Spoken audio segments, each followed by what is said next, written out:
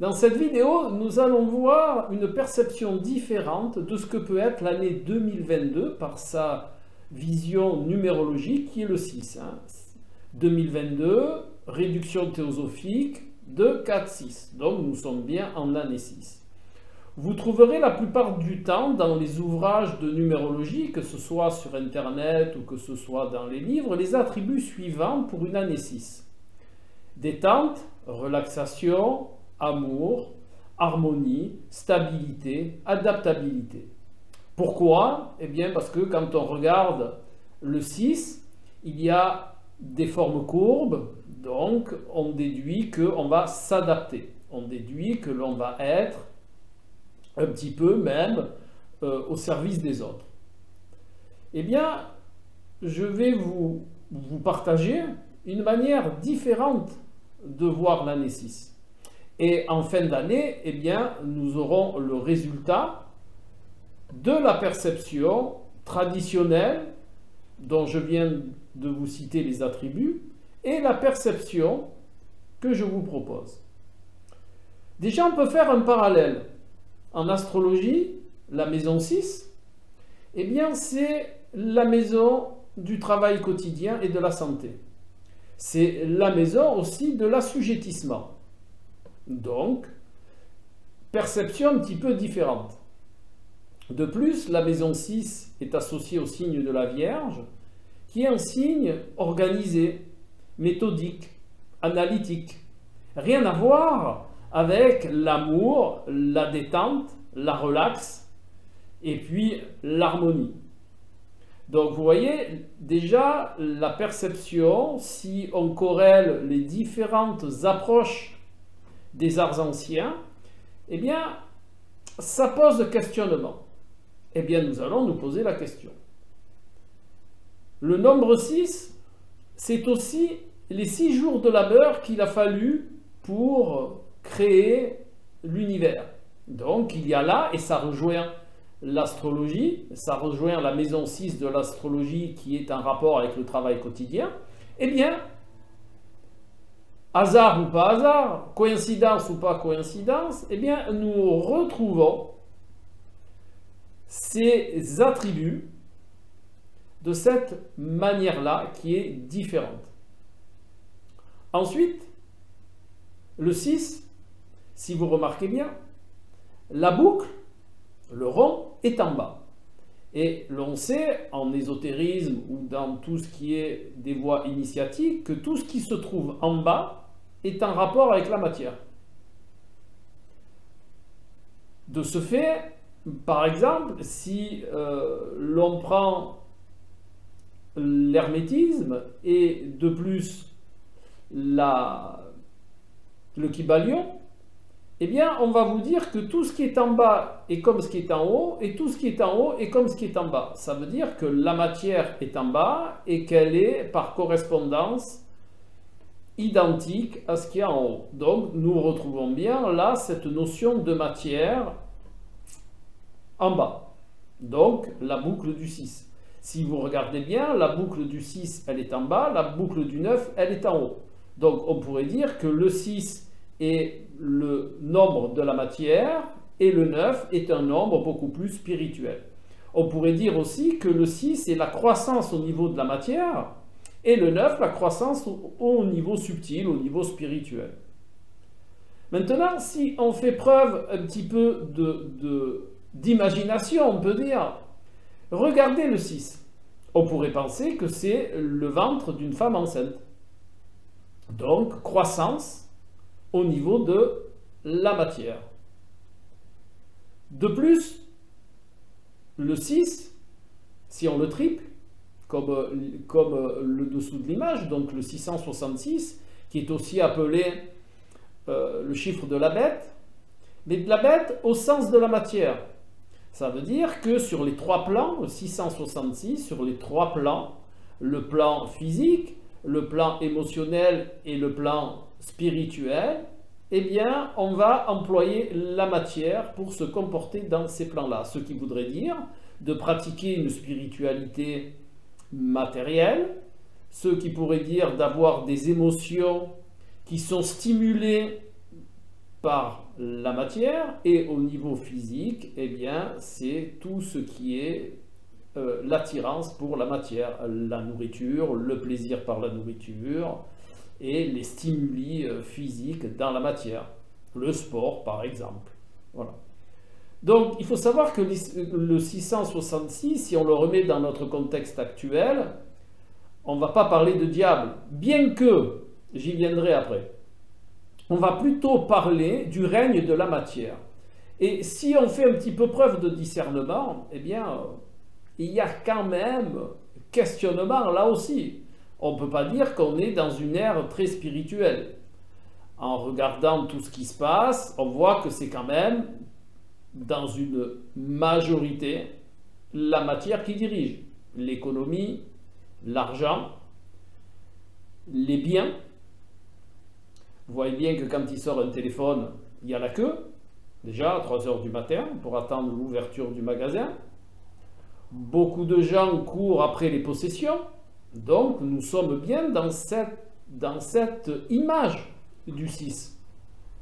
Si l'on regarde, alors l'année 6 elle a commencé, puisqu'elle a commencé le 1er janvier 2022, eh bien on est, si on fait preuve si on est dans la réalité des choses, eh bien l'amour, la détente, le relâchement, le relax, l'adaptabilité.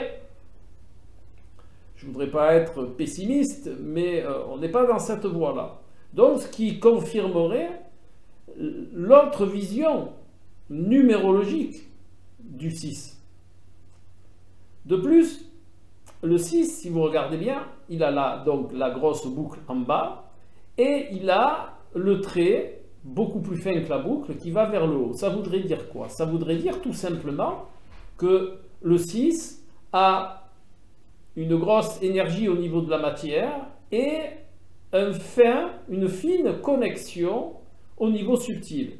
Contrairement au 9 que vous avez à côté, qui a une grosse boucle en haut, donc qui est une grosse énergie au niveau subtil, au niveau spirituel, et un fin ancrage dans la matière, puisque le trait, eh bien, va vers le bas. Donc vous voyez, on commence à voir une vision différente du nombre 6. Et comme je vous le dis, ce qui a vraiment de très sympa, c'est qu'à la fin de l'année, eh bien, on verra ce qui va correspondre le plus à la numérologie traditionnelle ou à la numérologie, je vais dire, symbolique. Ensuite, le 6. Pour continuer un petit peu dans cette voie de la matière. Le 6, eh bien, il peut nous faire penser à ça. Alors, regardez bien. Hop, voilà. L'arcane 15 du tarot de Marseille. Le 15, je vous le fais, mais vous avez compris de suite. Le 15, si on le réduit, ça fait 6. 15, 5 et 1, 6. Voilà. Et l'arcane 15, donc réduit le 6, c'est l'arcane du diable. Et qu'est-ce que nous indique le diable? Quels sont ses attributs? Alors nous ne sommes plus au Moyen-Âge, on est justement en 2022, donc la société a changé, les croyances ont changé, mais le fond persiste, reste, il est toujours là. Donc si vous voyez sur l'image de l'arcane du diable, eh bien nous avons 2 petits diablotins attachés au niveau de la gorge, de part et d'autre de la stèle du diable. Eh bien le diable, dans son étymologie, ça veut dire séparation, désunion. Vous avez bien entendu, séparation, désunion. Et bien entendu, le diable est dans l'entraille de la terre, donc vraiment dans la matière. Au centre de la matière, pourrais-je dire. Donc, ces attributs du diable, séparation, désunion, qui sont formés de la réduction du nombre 15 de l'arcane du diable, qui fait le 6, eh bien, je vous laisse à votre libre appréciation ces 2 attributs qui sont, à mon sens, bien en corrélation avec ce début d'année 2022. Et je pense, pour ma part, pour pratiquer les arts anciens, l'astrologie, la numérologie symbolique, l'astrologie symbolique d'ailleurs, et puis la tarologie et certains oracles, et bien que cette année 2022, elle va être en grande partie orientée dans ce sens-là, de séparation, de désunion. Alors, je ne vous ferai pas de lien avec ce qui se passe en ce moment. Chacun fera sa déduction, mais les attributs de l'arcane du diable, par contre, ceux-là, ils sont avérés. Voilà. Donc, séparation des unions. Mais pas que. L'arcane du diable, c'est aussi l'attrait pour la matière. Donc, là aussi, je vous laisse tirer vos propres conclusions, je vous laisse faire vos rapports, parce que je ne voudrais pas, faire les liens. Voilà, je vous les laisse faire parce que votre propre compréhension va pouvoir valider ou invalider ce que je vous propose. De plus, si vous voyez les deux petits diablotins, ils sont attachés au niveau de la gorge. Donc ça veut dire quoi? Au niveau de la gorge, il y a les cordes vocales. Eh bien, ça veut dire qu'ils n'ont pas leur libre parole. Ça veut dire qu'ils n'ont pas droit à la parole. Là, je vous laisse faire aussi les liens suivant vos croyances, vos perceptions. Moi, je vous propose une vision différente, je vous propose une perception différente à partir du symbolisme, de la numérologie et donc du nombre 6. L'autre perception intéressante aussi du nombre 6, eh bien, c'est l'entrelacement des deux symboles du feu et de l'eau qui vont former le sceau de Salomon. Et le sceau de Salomon, eh bien, vous voyez, il a 6 pointes. Eh bien, ces 6 pointes, elles représentent ni plus ni moins que l'entrelacement de l'eau et du feu. Les deux principes qui permettent la création au niveau de la matière. Le principe feu, représentant le masculin sacré. Le principe eau, triangle point en bas, qui représente le féminin sacré, le principe féminin, eh bien, ce sont les deux principes qui sont utiles à la création. Et bien entendu, si vous vous rappelez un petit peu l'histoire, Salomon, il avait cette grande faculté de juger. Vous connaissez sans doute ce procès avec les deux dames et un enfant. Une dame était la mère de l'enfant, l'autre avait volé l'enfant. Et Salomon a rendu ce jugement célèbre. Il a dit, eh bien, on va couper l'enfant en deux. Et seule la mère a refusé que l'enfant soit coupé en deux. Donc Salomon a remis l'enfant à la dame qui avait refusé que l'enfant soit coupé en deux. Voilà. Donc Salomon était quelqu'un qui faisait preuve de sagesse, de discernement. Donc si on va vers la pointe fine du 6 qui remonte vers le subtil, eh bien, on peut avoir une vision un peu plus sage, avec un peu plus de discernement. Mais la majorité est dans la boucle, donc au niveau de la matière. Mais il est intéressant aussi d'avoir cette vision symbolique de ces deux principes universels que sont le feu et la lune, le conscient et l'inconscient. Donc, vous voyez, si on va vers le symbole, on va dire, évolutif du 6, car tout symbole a un côté lumière, un côté ombre. La boucle en bas, on pourrait dire que c'est le côté ombre, et le fin trait qui monte vers le haut, on pourrait dire que c'est le côté subtil.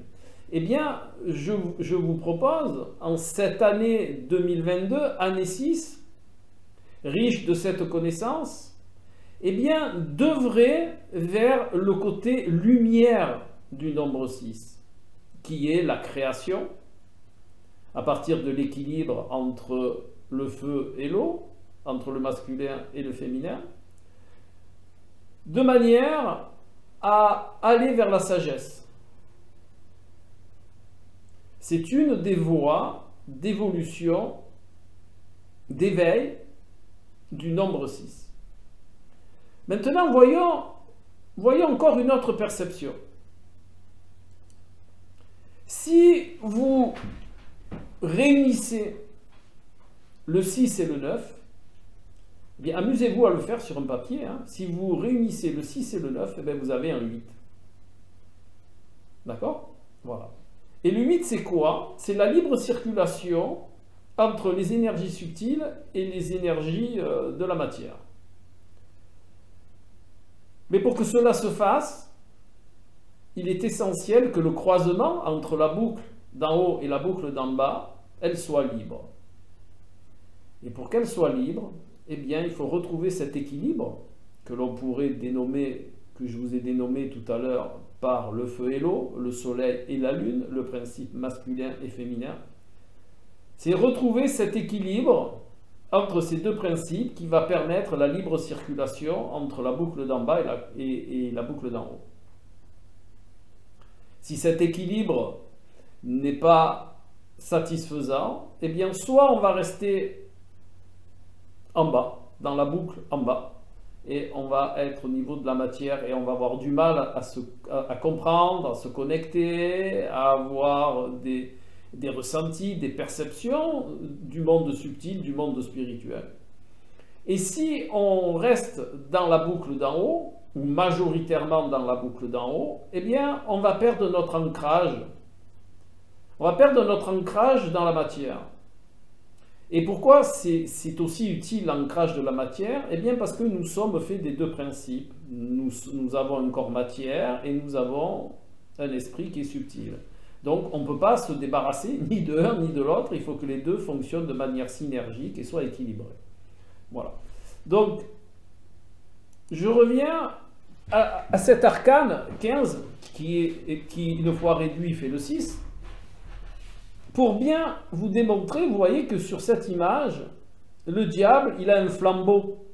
Hein, le bâton vert avec le bout rouge, c'est un flambeau. C'est une partie lumineuse, parce que le diable, il a cette particularité, donc d'être le seigneur des enfers, mais c'est aussi le dieu de la richesse.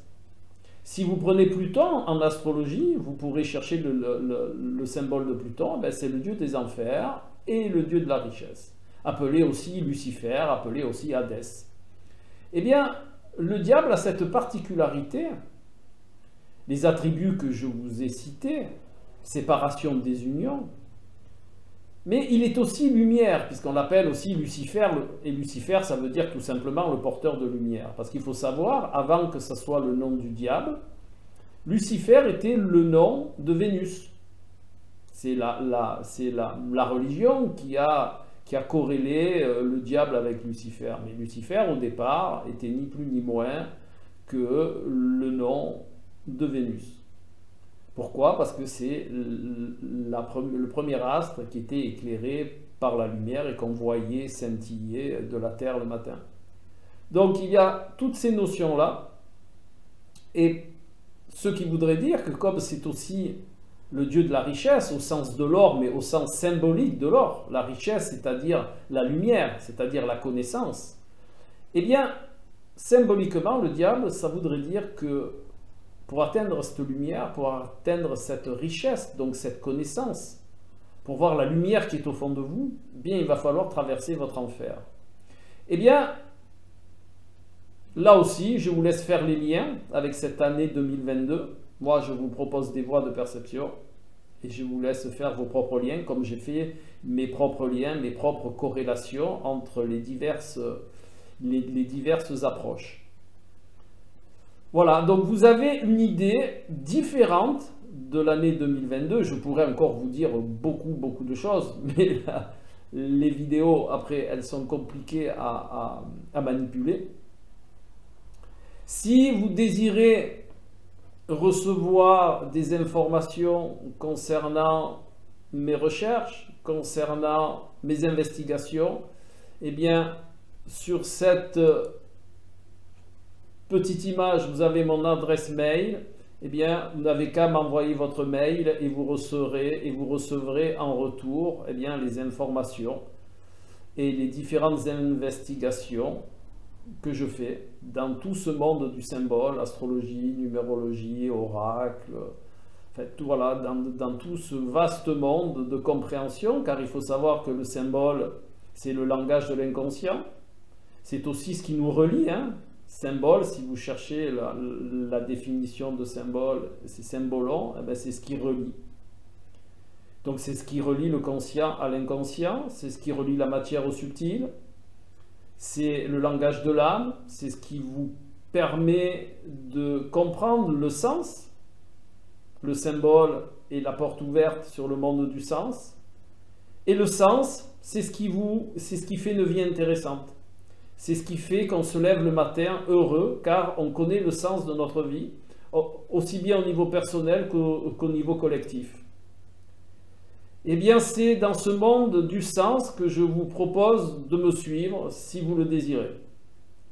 Voilà. Donc, vous avez là une perception différente du 6 en numérologie.